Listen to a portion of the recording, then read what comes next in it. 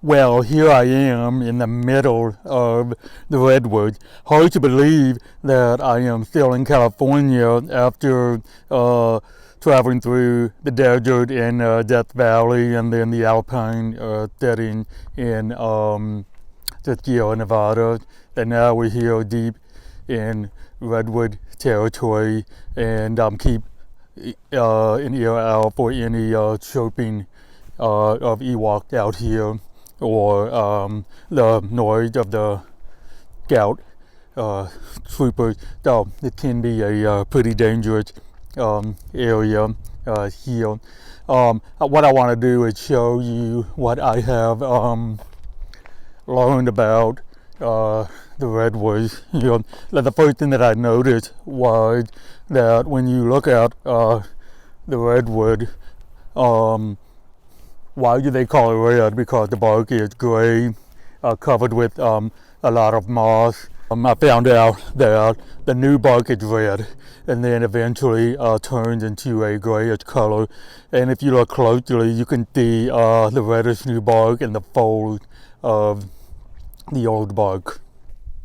You can see how it's reddish here where the bark is new, gray over here.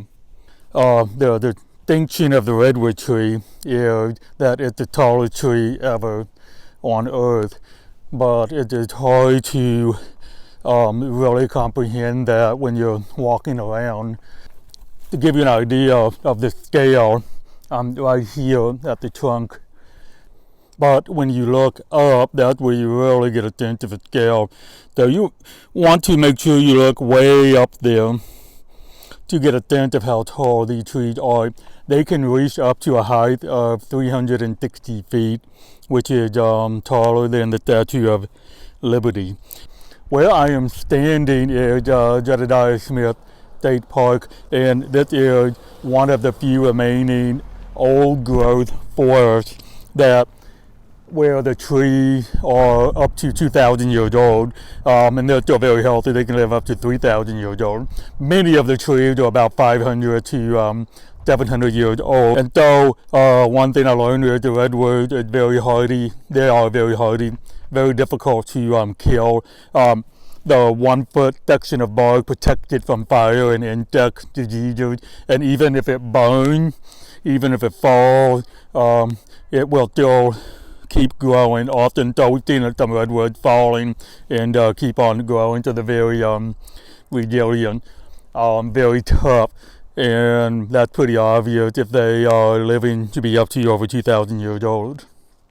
Another thing I learned about the redwoods is they used to cover all of North America during the time of the dinosaurs. The entire U.S. was more tropical, moderate climate, moist but not cold.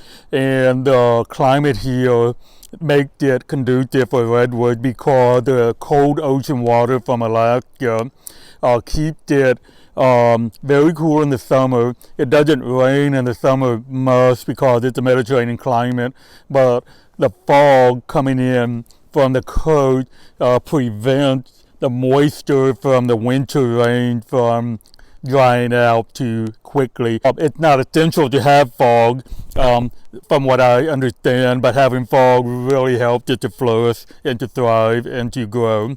But the fog also will collect and condense on the various foliage and then eventually make its way down to keep the floor moist. So that's why today the redwoods are called the coastal redwoods, because they're limited to the California coast.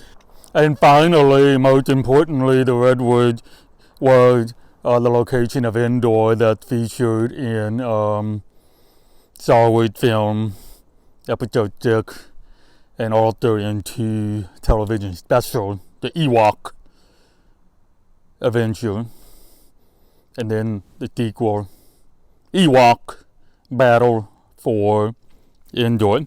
I just wish that I had a speeder bike where I can just zoom through like Luke Skywalker and Leia back in the day. Now, but walking through the redwoods and engaging at its beauty, I fail to see though how you can zoom at a high speed through the thick wooded forest without crashing. But then I'm reminded that we only see Luke and Leia going at high speed, and they both have Jedi reflexes.